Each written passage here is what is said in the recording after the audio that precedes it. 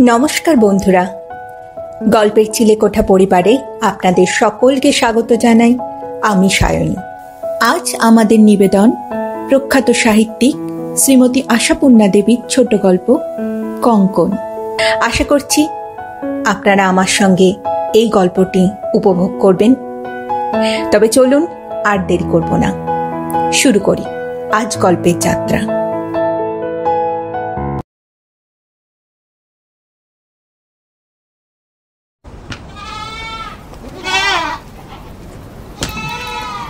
সব শুনিয়া অঞ্জলি রীতিমতো বিরক্ত হইয়া ওঠে। সুধীরের কি কোনো কাণ্ডজ্ঞান নাই? বিরক্তি গোপনের চেষ্টা না করিয়া সে বলে, তুমি অমনি মত দিয়ে এলে, এর কোনো মানে হয়? আমাকে একবার জিজ্ঞেস করার দরকার মনে করলে না? সুধীর ভানটা করে সরলতার। বাহ, নেমন্তন্ন করেছে, যাবে, এর আর মতামতের কি আছে? তোমার তাহলে ধারণা আমি যাব সেখানে? এবার যে চাপা হাসিটা ফুটিয়া ওঠে সুধীরের মুখে, সেটাকে আর সরলতা বলিয়া ভুল করা চলে না। বলে, যাবে না কি বলো? আদর করে নেমন্তন্ন করেছেন, গাড়ি পাঠিয়ে নিয়ে যাবেন। বড় মানুষের বাড়ির ক্রিয়াকাণ্ড ব্যাপার দেখবে, এ তো ভাগ্যের কথা। স্বামীর ঈর্ষাকুটিল মুখের পানে চাহিয়া অঞ্জলি গম্ভীর হয়ে বলে, ভাগ্যের হিসেব নিকেশ তোমার সঙ্গে করতে চাইনে। মোট কথা আমি যাব না। সুধীর নিশ্চিন্ত ভঙ্গিতে মাথা নাড়ে, বলে, পাগল হয়েছ? তাই কখনো হয়? যেতে তো হবেই। যার নাম অফিসের বড় সাহেব, হুকুম করলেই ছুটে যেতে হতো, আর এ তো নেমন্তন্ন। অঞ্জলি তীক্ষ্ণ কণ্ঠে বলে, হুকুম তামিল করতে ছুটে যাক তারা, যারা অফিসের চাকর। আমার সঙ্গে কি? তোমার সঙ্গে তো অনেক কিছুই গো। তা নইলে অফিসে এত রুই কাতলা থাকতে সুধীর মুখুজ্জের মতো চুনোপুটি স্ত্রীকে ছেলের পৈতে ঘটা করে নেমন্তন্ন করা কেন? এই তো দেখো না, নামটা অবশ্য আমারই, কিন্তু আসল উদ্দেশ্যটা তো তুমি। শুভ উপনয়ন মোহরাঙ্কিত বৃহদাকার সুদৃশ্য খামখানা সুধীর অঞ্জলির সামনে ফেলিয়া দেয়।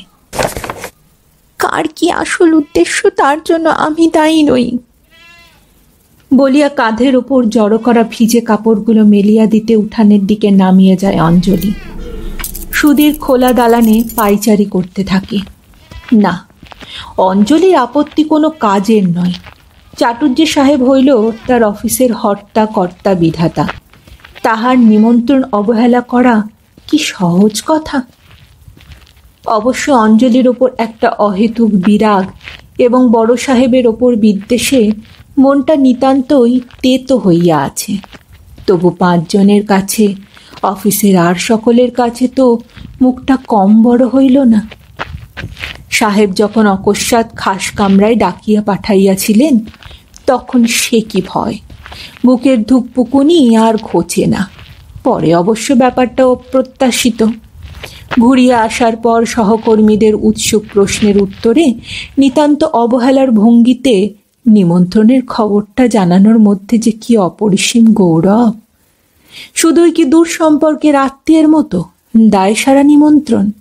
26 মাইল পাড়ি দিয়া চাটুর্যে নিজে যাইবেন গাড়ি লইয়া সুধীরের স্ত্রীকে আনিতে। একজনের অবিশ্বাসের দৃষ্টি লক্ষ্য করিয়া সুধীর আরো আগ্রহের সুরে বলে, এতে আর অবাক হবার কি আছে? বলেই তো দিলেন আমাকে। ভালোই হলো, এই উপলক্ষে বাইরের দিকে একটা লম্বা ট্রিপ দেওয়া হবে। শহরের গণ্ডি ছেড়ে তো সহজে বের হওয়াই হয় না। বড় মানুষ আত্মীয়, ইচ্ছে করেই তেমন গা করি না, পরিচয় দিই না। নইলে এই অফিসে এই মাইনেই পড়ে আছি জানলে এতদিন। আগে বুঝি জানতেন না উনি? না না, বললাম তো। আচ্ছা, কি রকমের আত্মীয় হন? এক ছোকরার এই অভদ্র প্রশ্নে সুধীর কম চটে নাই। আত্মীয়তা এত সূক্ষ্ম সূত্রে গঠিত যে চট করিয়া খুঁজিয়া বাহির করা শক্ত। তাও সুধীরের দিক হইতে নয়, অঞ্জলির দিকে। গোজামিল দিয়া প্রশ্নটা না হয় এড়ানো গেল, কিন্তু অঞ্জলি এখন যাইব না বলিয়া গোঁ ধরিলে সব দিক মাটি। হয়তো বিশ্বাসই করিবে না কেউ। অন্তত শীতাংশু ছোকরা তো বটেই, হয়তো বক দেখিয়াই বসিবে। এবার রান্নাঘরের দোরে একখানা পিঁড়ি টানিয়া চাপিয়া বসে সুধীর। অঞ্জলি কাঠের উনান জ্বালিয়া রান্না চাপাইয়াছে। রেল ধর্মঘটের আশঙ্কায় কয়লা স্টক করিয়া এই অঞ্চলের অধিকাংশ ঘরেই কাঠের ব্যবহার চলিতেছে। অঞ্জলির মুখের পানে চাহিয়া সুধীর একটু ইতস্তত করে। ঠিক যেভাবে বলবে ভাবিয়াছিল সেটা মনে পড়ে না। কাঠের আঁচের লালচে আভা হ্যারিকেনের লণ্ঠনের হলদে আলোয় মিশিয়া অঞ্জলির নিস্তব্ধ কঠিন মুখের রেখায় স্থির হইয়া আছে।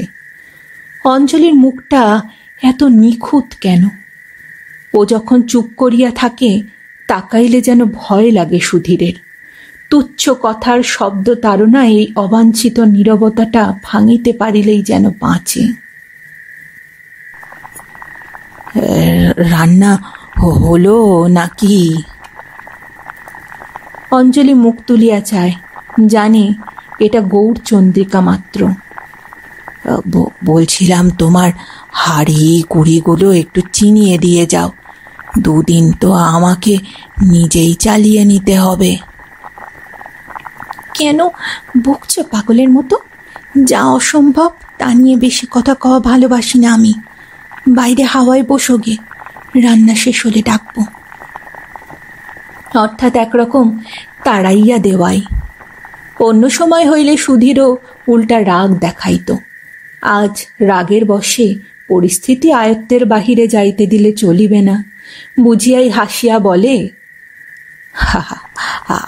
আত্মীয় স্বজনের বাড়ির কাজকর্মে মানুষ চায় না? আত্মীয় আর স্বজন কোন পর্যায়ে ফেলতে চাও তোমার অফিসের ওপরওয়ালাকে? তীক্ষ্ণ কণ্ঠে প্রশ্ন করে অঞ্জলি। স্বজন বলে ভুল নিশ্চয় করবে না। আর আত্মীয় মামির ভাইপো, এমন কিছু নিকট আত্মীয় নয় যে না গেলে অন্যায় হবে। আহা, বুঝছো না? নেমন্তন্ন যখন করেছেন আগ্রহ করে নিতে আসবেন বলেছেন। অত বড় একটা মান্যগণ্য লোককে ফিরিয়ে দেওয়াই কি উচিত হবে? কাল বেলা 4টের সময় আসবেন বলে দিয়েছেন। কাল অফিসে গিয়ে তুমি নিষেধ করে দিও, বলো অসুখ করেছে। কাল তো ছুটি, কিন্তু আশ্চর্য, কি যে অসঙ্গত জেদ তোমার। সুধীর বিরস মুখে উঠিয়া দাঁড়ায়। অঞ্জলিও উঠিয়া দাঁড়ায়। রান্নাঘরের বাহিরে সামনের উঠানে যে সাদা টগর ফুলের গাছটা চাঁদের আলোর চাদর গায়ে জড়াইয়া স্থির হইয়া দাঁড়াইয়া আছে, তাহার পানে মিনিট খানিক স্থির দৃষ্টিতে তাকিয়া থাকিয়া মৃদু হাসির সঙ্গে বলে, আশ্চর্য না, যাওয়াটা তুমি তাহলে সঙ্গত বলেই মনে করো। এই বেশভূষায় এই শাঁখের শাখা জোড়াটি মাত্র সার করে বড় লোকের বাড়ি গেলে তোমার প্রেস্টিজে বাঁধবে না? বাঁধিবে না এমন কথা অবশ্য সুধীর স্পষ্ট করিয়া বলিতে পারে না, কিন্তু অঞ্জলি চাটুর্যে সাহেবের বাড়ি 2 দিন সমাদর লাভ করিয়া আসিলে অফিসে যে প্রেস্টিজটি বাড়িবে সেটাও তো ভাবা দরকার। চাই কি, সাহেবের নজরে পড়িয়া গিয়া পদোন্নতিও তো হইতে পারে, হওয়াটা তো অসম্ভব নয়। তাই উড়াইয়া দিবার ভঙ্গিতে সুধীর বলে,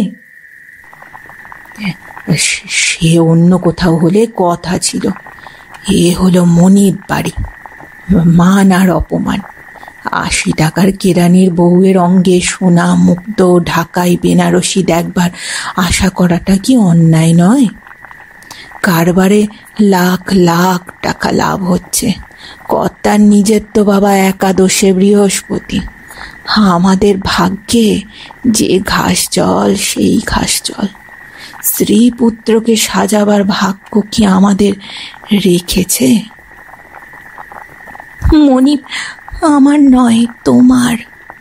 থাক, বেশ, যাব। ঈশ্বর কৃপায় পুত্র নেই এই বাঁচোয়া।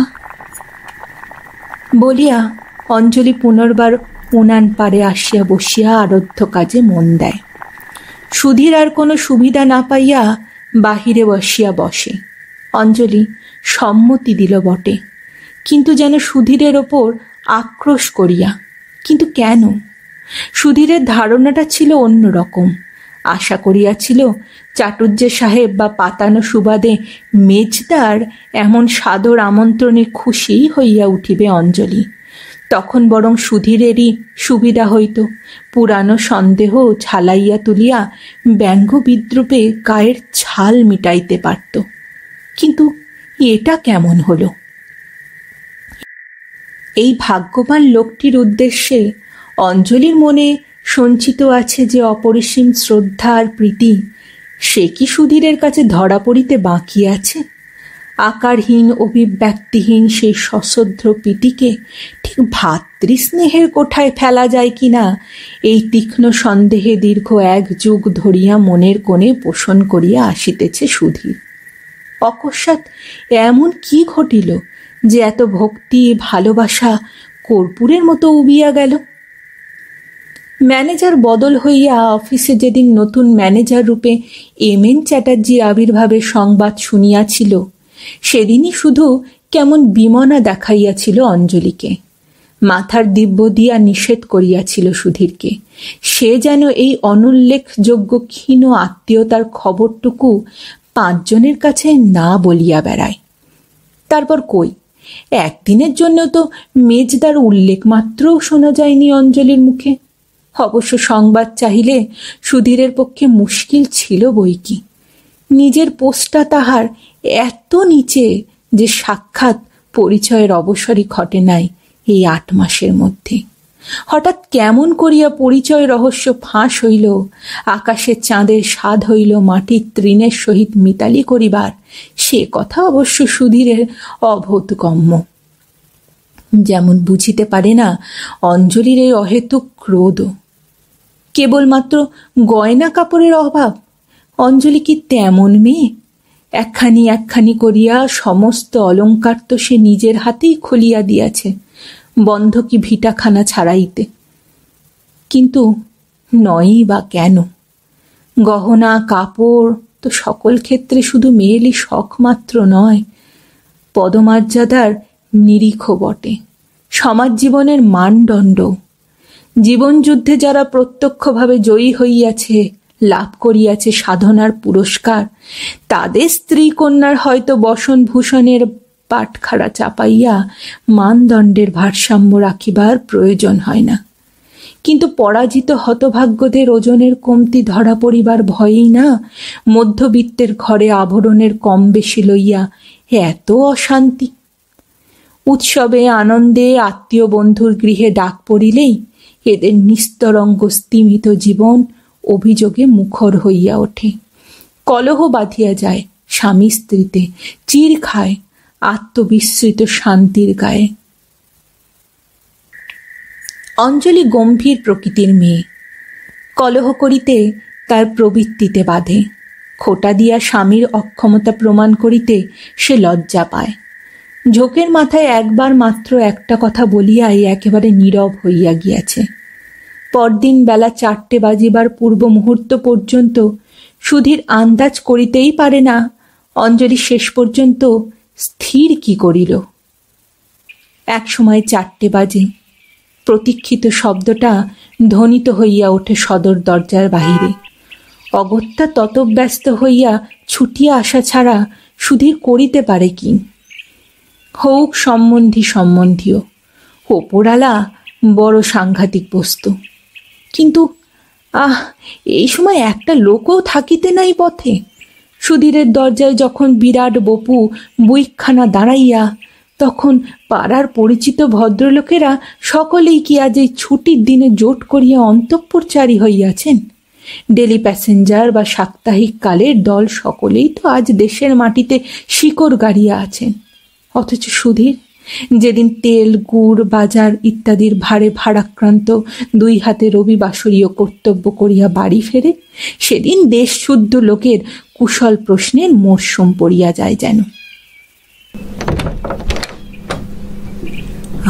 আসুন আসুন, আমার বাড়িতে আপনার পায়ের ধুলো। কই গো, তোমার মেজদা এসেছেন যে?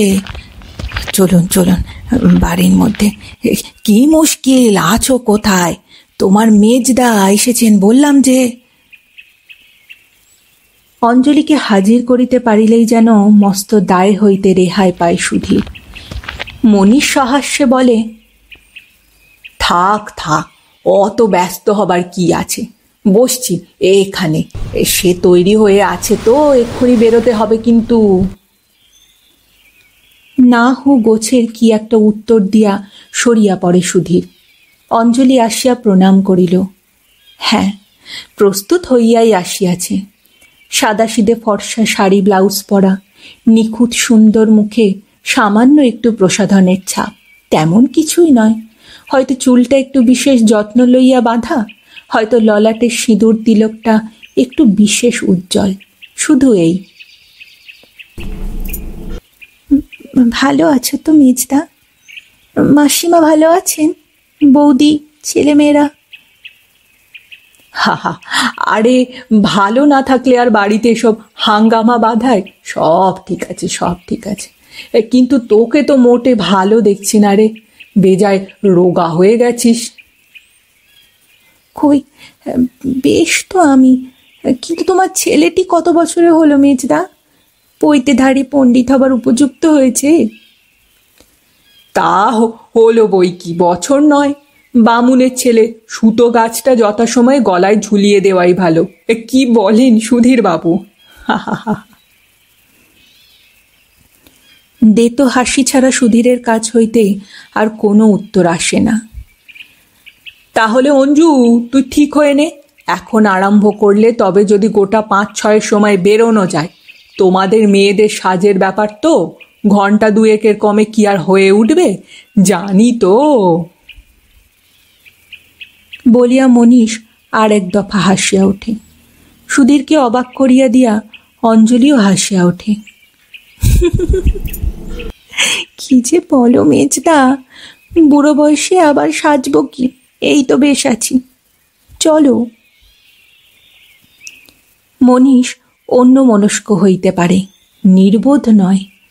অঞ্জলির আপাদ মস্তক সে ভালো করিয়া দেখিয়া লইয়া ব্যাপারটা বুঝিয়া লয়।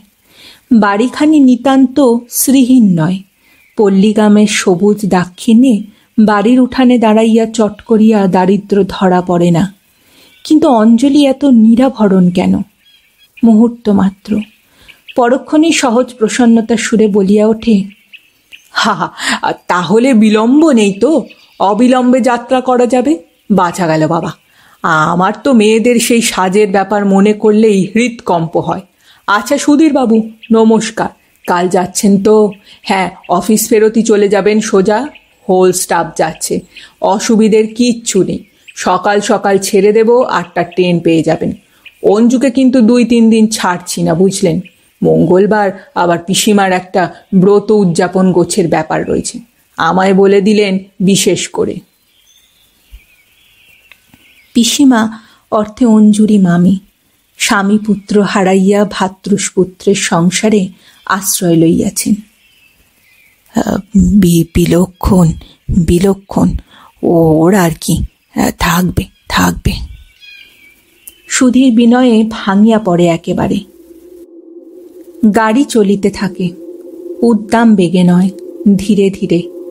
বাঁকাচোরা সংকীর্ণ ধূলিধূসর পথ, মাঝে মাঝে এক একটা বড় গাছের গুড়ি নিজেকে বিস্তৃত করিয়া পথকে আরও সংকীর্ণ করিয়া তুলিয়াছে।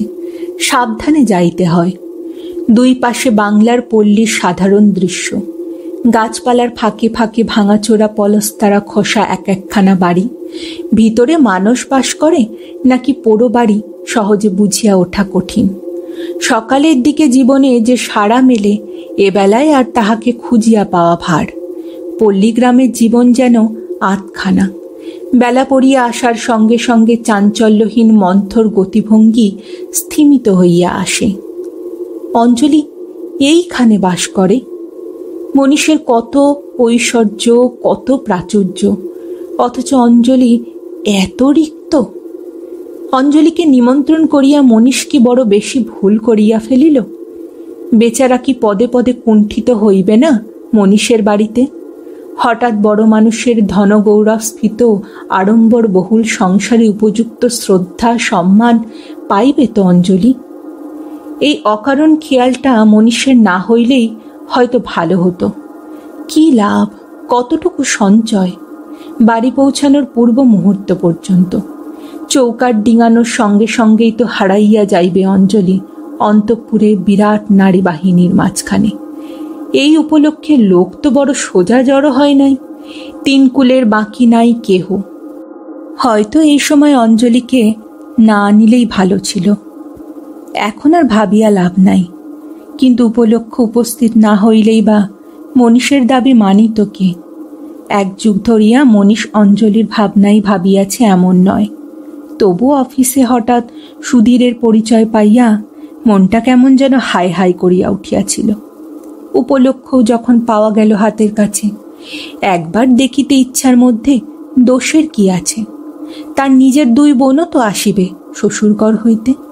ছেলেবেলায় অঞ্জলির সঙ্গে কত ভাব ছিল নীলা লীলার, সেই সুবাদেই না কখন একসময় মনীষ তাদের সার্বজনীন মেজদা হইয়া উঠিয়াছিল।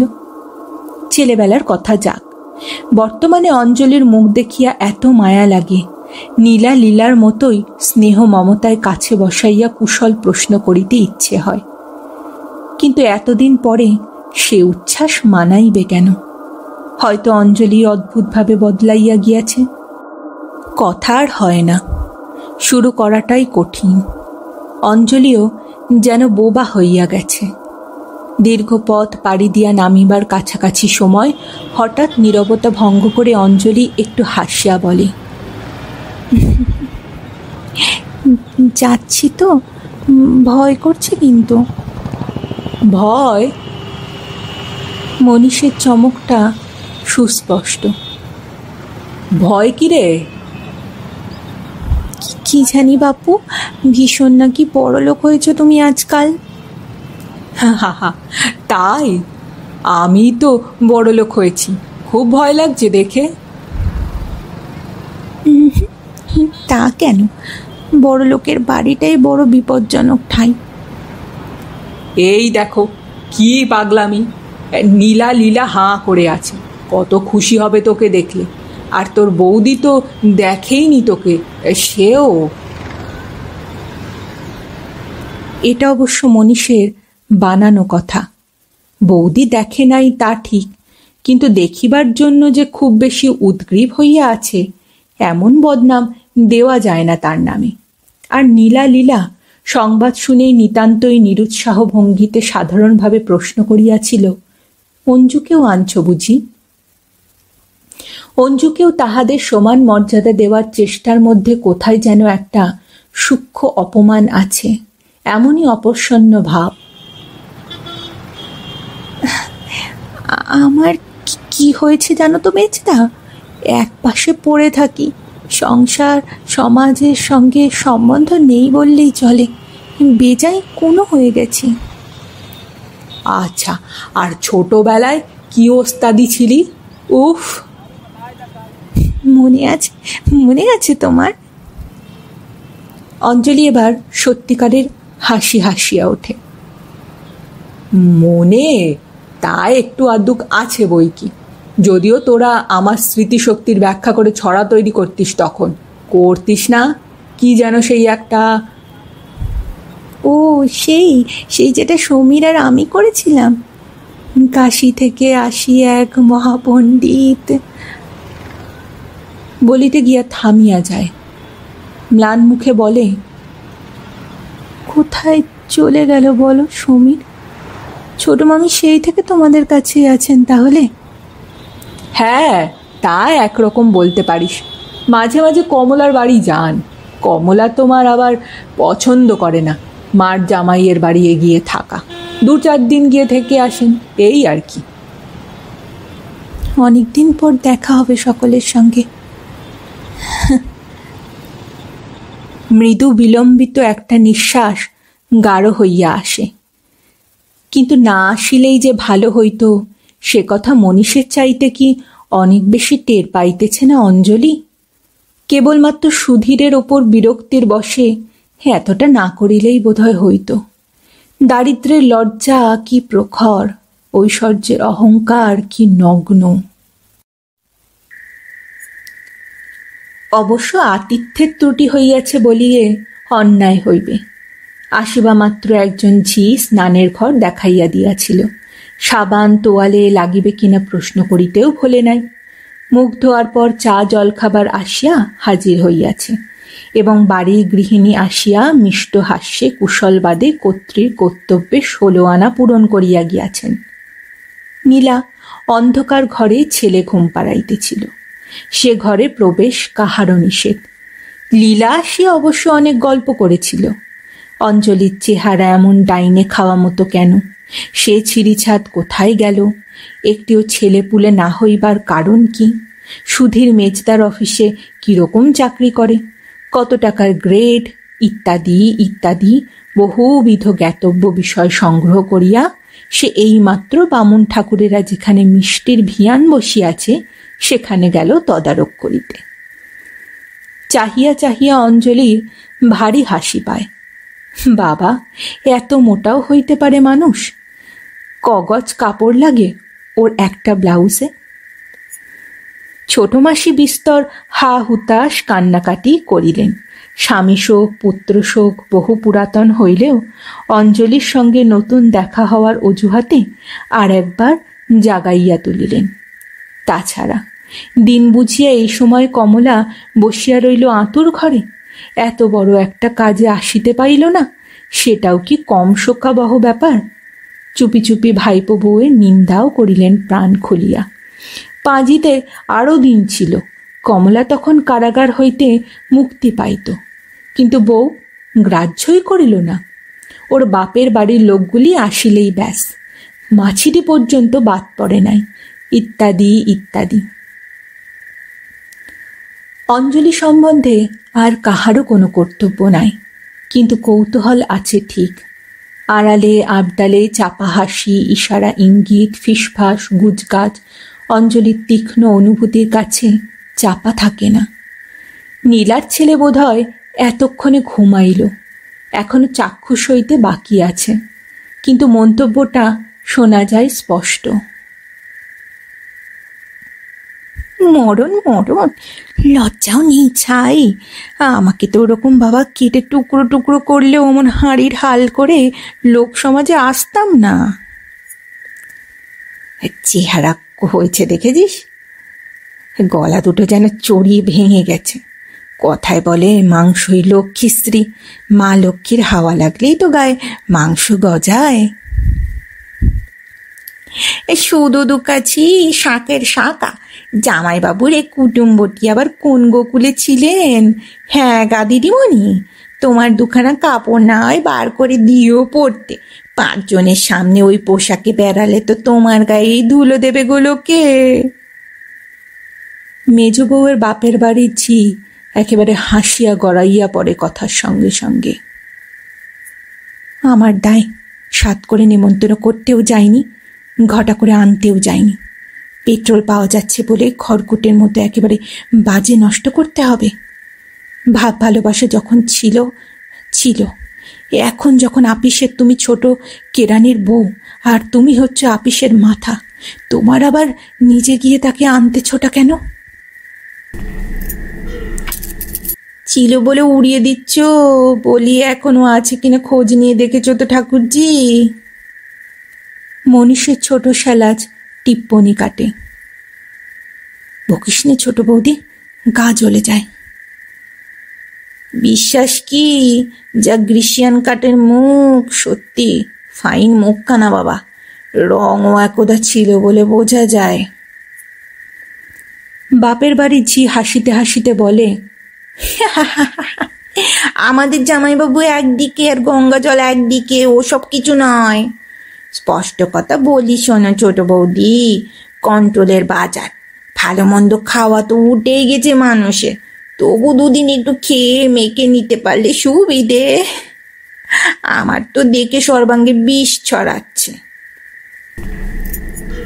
পাড়ার লোকে তুই একখানা গয়না চেয়ে আনলেও তো পারতিস, এ যে আমাদের শুদ্ধ মুখ পোড়ানো। ও গো দিদিমণি, এইসব এক প্রকারের চালাকি গো। বড় মানুষ ভাই, দাদা দাদা করে গায়ে পড়ে কিছু আদায় না করে কি যাবে নাকি? তাই কি একদিনে যাবে? পিসিমার ব্রত উদযাপন দেখে তবে নাকি নড়বেন। তাই নড়লেই বাঁচি।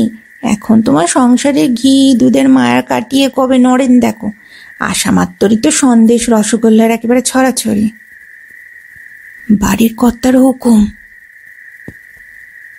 অঞ্জলির কি হঠাৎ চলৎ শক্তি রহিত হইয়া গেল নাকি? বারান্দার এই অন্ধকার কোণটা ছাড়িয়া নড়িতে পারে না কেন?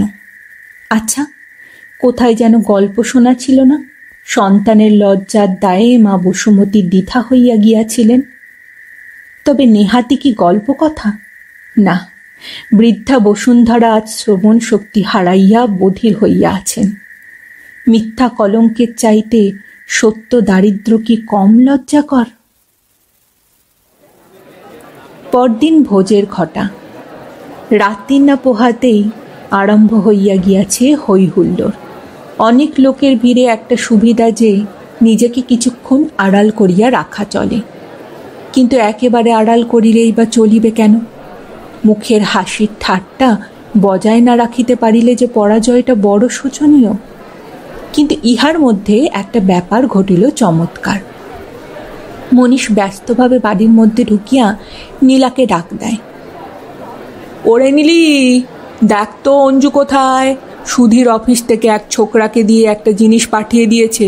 শ্যাকরা বাড়ি পড়েছিল নাকি, কালকের মধ্যে আর কিছুতেই দিয়ে উঠতে পারেনি। অনেকক্ষণ দিয়ে গেছে আমায়, ভাগ্যিস মনে পড়ল। আমার যা মন, কোথায় ফেলেই দিতাম হয়তো। পাতলা সাদা কাগজের আবরণ খুলিয়া জিনিসটা দেখায় মনীষ। অভিনব কারুকার্যে গড়া একজোড়া কলকা কঙ্কন। ওজনে এবং গঠনের পারিপাট্যে লোভনীয় সন্দেহ নাই। অঞ্জু আসিয়া দাঁড়াইতেই মনীষ আরও ব্যস্তভাবে গহনাটা প্রায় গুছিয়া দেয় তার হাতে। খুব যেন তাড়াতাড়ি এইভাবে বলে, এই নাও তোমার কর্তার কাণ্ড। বাজে একটা লোককে দিয়ে এই দামি জিনিসটা পাঠানো হয়েছে বাবুর। 1 মাস আগে নাকি গড়তে দিয়েছিল। তা তোদের পাড়ার গায়ের শ্যাকরা তো কাজ তো নেহাত খারাপ নয়। নে নে, হাতের ভিতর ঢুকিয়ে ফেলতো। গোলমেলে বাড়ি, যেখানে সেখানে ফেলে রাখলেই বিপদ। যেমন ব্যস্তভাবে আসিয়াছিল তেমনি ব্যস্তভাবে চলিয়া যায়। রঙ্গমঞ্চের লোকগুলো একেবারে পাথর বনিয়া গেল কিনা সেদিকে দৃকপাত মাত্র করে না, কিন্তু মুহূর্ত মাত্র।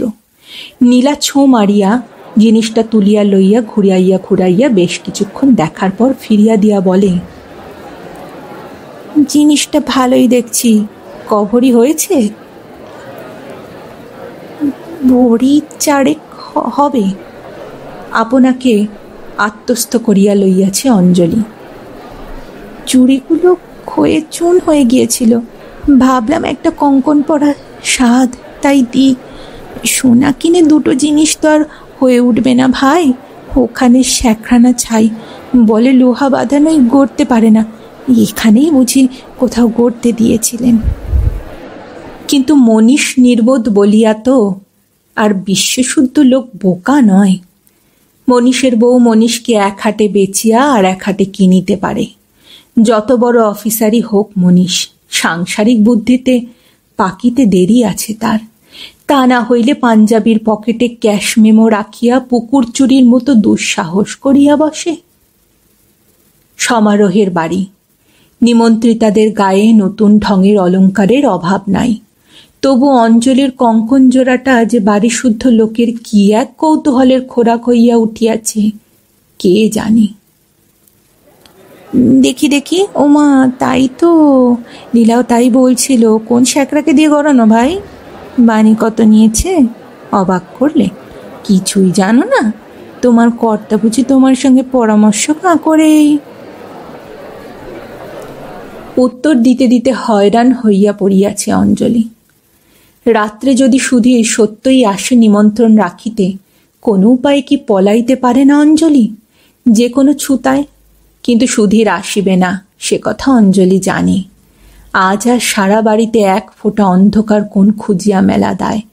ঘুরিয়া বেড়াইতে হবে এই হাজার বাতির শক্তি সম্পন্ন হাজারটা বিদ্যুৎ বাতির নিচে। ওরই মধ্যে মনীষের বউ নিজে আসিয়া আহ্বান করিয়া গেছে। এসো ঠাকুরজি, খাবে এসো। খিদে নেই? সে কি কথা? তা বললে শুনছি না ভাই। 26 মাইল পথ ভেঙে নেমন্তন্ন খেতে এসেছো, খাবে না বললে চলে? তোমার দাদা শুনলে রক্ষে রাখবে না। বাবা, এমনিতেই তো তার ধারণা এ বাড়িতে নাকি তোমার উপযুক্ত আদর যত্ন হচ্ছে না। আমরা নাকি শুধু বড় মানুষকেই ভোজি। উঠিয়া গিয়া পাতের সামনে বসিতেও হইয়াছে। শয্যার ব্যবস্থা ছোট মামির ঘরে। অনেক রাত্রে গোলমাল মিটিয়া গেলে অঞ্জলি শুইতে আসিয়া দেখিল ছোট মামি তখনও জাগিয়া রয়েছে। অঞ্জলিকে দেখিয়া বিরক্তি ক্ষুব্ধ কণ্ঠে কহিলেন, এসব কি শুনছি অঞ্জু? কেন ছোট মামি? শ্রান্তির ভারে শরীরের সঙ্গে কণ্ঠস্বর যেন ভাঙিয়া পড়িয়াছে তার। মনি নাকি তোকে কঙ্কন গড়িয়ে দিয়েছে, তুই নাকি তাই পরে বড় মুখ করে বেড়াচ্ছিস। আবার বলা হচ্ছে জামাই পাঠিয়ে দিয়েছে। ছি ছি, এ কি কেলেঙ্কারি মা। অঞ্জলি ম্লান হাসির সঙ্গে বলে, কেন ছোট মামি? এক জোড়া পালাও কি তোমার জামাই দিতে পারে না? পারে কি পারে না তুমি জানো বাছা। পারলে আর ওরকম দুগাছা শাখা ঠন্ঠ নিয়ে কুটুম বাড়ি আসতে না। এও বলি বাছা, আগুন কখনো ছাই চাপা থাকে? মনের পকেটে সেই দোকানের রসিদ নাকি বেরিয়েছে। বৌমা দেখে কুরুক্ষেত্র করেছে। স্বামী স্ত্রীতে এতক্ষণে কি হলো কি জানি মা। এ কি বিড়ম্বনা। আর তোমাকেও বলি মা, গরিব বড়লোক ভাগ্যের কথা, পবিত্রে ছোট করো না। পরের জিনিসে যে লোভ করে তার অনন্ত নরক। ও কঙ্কন তুমি দাও আমার কাছে, বৌমাকে আমি চুপি চুপি ফিরিয়ে দেব। হ্যাঁ। অন্ধকারে মুখ দেখা যায় না বটে, সোনার জিনিস হাতে পড়িলে চিনিতে ভুল হয় না। ছোট মামি হৃষ্ট চিত্তে আঁচলে বাঁধিতে বাঁধিতে বলিলেন, বউটিও তো সোজা নয়। বড় মানুষের মেয়ে হলে কি হয়, বড্ড ছোট নজর, বড্ড। যাত্রাটা বোধ করি এ যাত্রা নিতান্তই খারাপ ছিল অঞ্জলি। তা নয়তো এমন ঘটনাও ঘটে। গতকাল হইতে নাকি সুধীরের ভেদ বমি হইতেছে। এই মুহূর্তে অঞ্জলির যাওয়া দরকার। মনীষ অফিসে গিয়াই ফিরিয়ে আসিয়া দুঃসংবাদটা পেশ করে। ছোট মামি হাউমাউ করিয়া ওঠেন। সধবা মানুষের হাত হইতে কঙ্কন খুলিয়া লওয়ার স্মৃতিটা বোধ করি মনের মধ্যে সাপের মতো ছোবল মারে। কাতরভাবে বলেন, কি সর্বনেশের কথা বলছিস মনি? বাঁচবে তো? কে কে বলে গেল তোকে? হ্যাঁ, অফিসেরই এক ছোকরা, ওদের দেশে থাকে, আসে সেখান থেকে। যাক, আর দেরি করে লাভ কি? ঠিক হয় না অঞ্জু, ভাবছিস কেন? ভাবনার কিচ্ছু নেই। ও গেঁয়ো লোকেদের একটু বাড়িয়ে বলা রোগ। যতটা বলেছে ততটা হয়নি হয়তো। চল চল, আর দেরি নয়, চল। তুমি যাচ্ছ তাহলে? তোমার অফিসের ক্ষতি হবে না? তীক্ষ্ণ প্রশ্ন করে মেজগিন্নি। আরে দূর, অফিস, যার জিনিস নিয়ে এসেছি তাকে ফেরত দিয়ে আসতে পারলে বাঁচি। হ্যাঁ। আবার পথ, আবার দুইটি নীরব প্রাণী। কলিকাতার কাছাকাছি পর্যন্ত উদ্দাম বেগে ছুটিয়া গাড়ি গতি ক্রমশ কমিয়ে আসে। বাঁকাচোরা সংকীর্ণ পলিপথ ধীরে ধীরে সাবধানে যাইতে হয়। একসময় নীরবতা ভঙ্গ করে মনীষ। গাড়িটা প্রায় থামাইয়া আস্তে আস্তে বলে, তোর কাছে আমার ক্ষমা চাওয়া উচিত অঞ্জু। থাক, আর ক্ষমা চাইতে হবে না মেজদা, আমি জানি। কি জানো তুমি?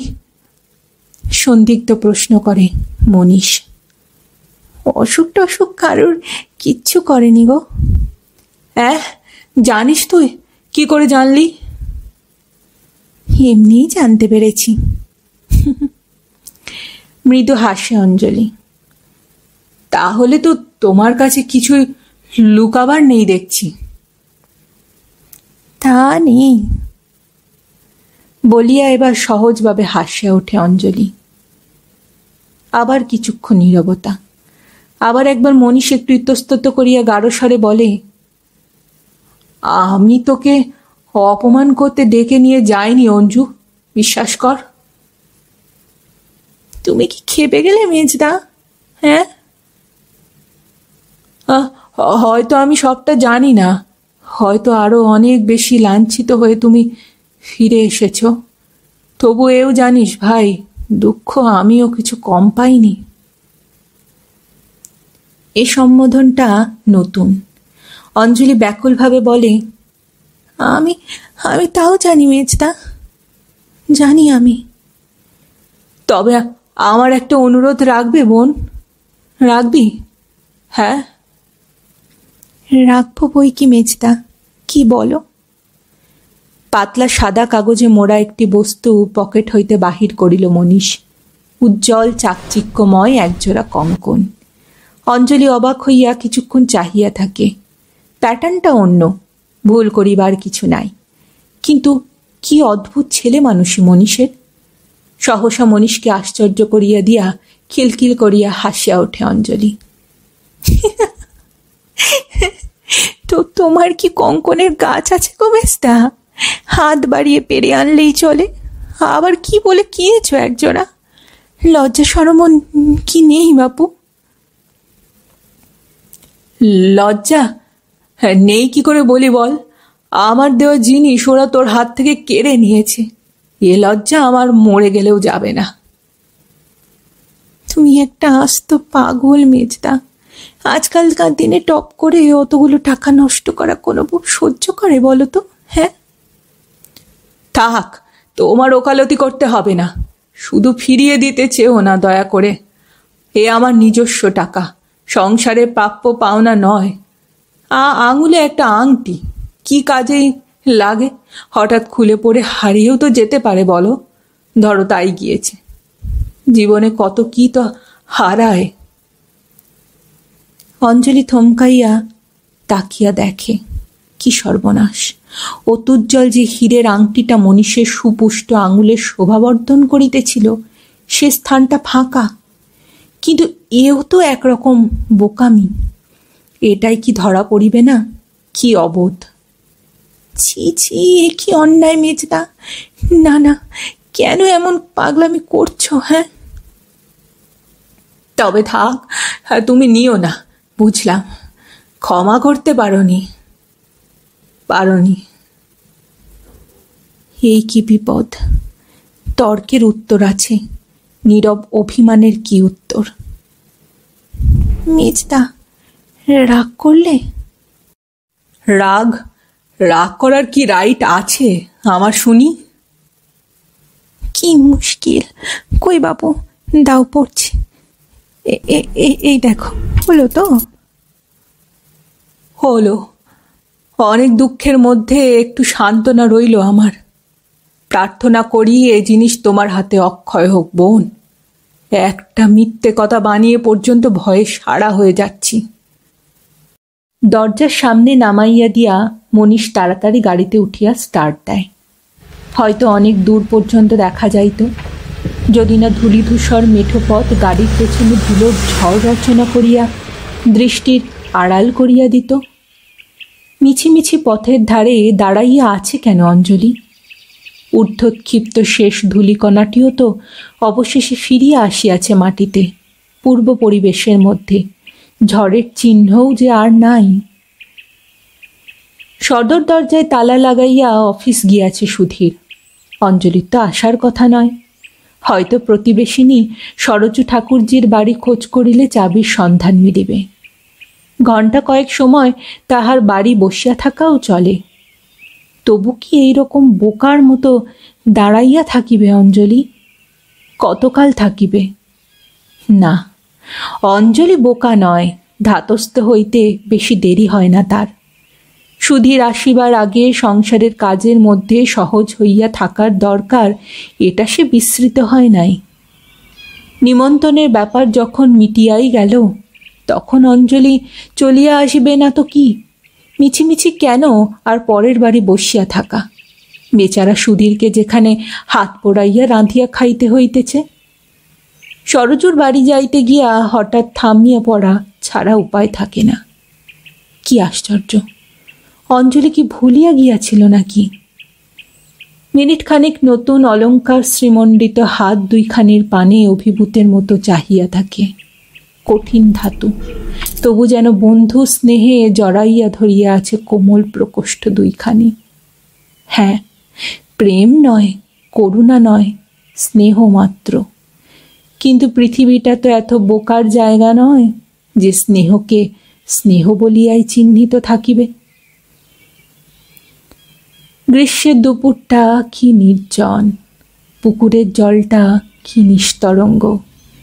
টুপ করিয়া সামান্য এতটুকু যে শব্দ, সে সারা কাহারও কানে যাইবার আশঙ্কা নাই।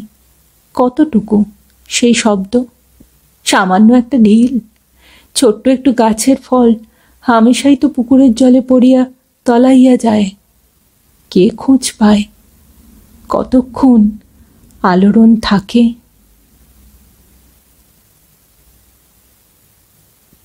শেষ হলো আজকের গল্প, শ্রীমতী আশাপূর্ণা দেবীর কঙ্কন। ফিরে আসছি আরেকটি নতুন গল্পের সাথে কিছুদিনের মধ্যেই। ততদিন ভালো থাকবেন, সুস্থ থাকবেন এবং গল্পে থাকবেন। আর আমার গল্পের পাঠ এবং উপস্থাপনা যদি ভালো লাগে তাহলে লাইক এবং কমেন্ট করতে ভুলবেন না। আর অবশ্যই যদি চ্যানেলটিতে নতুন হয়ে থাকেন সাবস্ক্রাইব করবেন। এতে আমার উৎসাহ এবং কনফিডেন্স আরো বাড়বে। আজ এখানেই বিদায় নেব, আবার দেখা হচ্ছে। নমস্কার।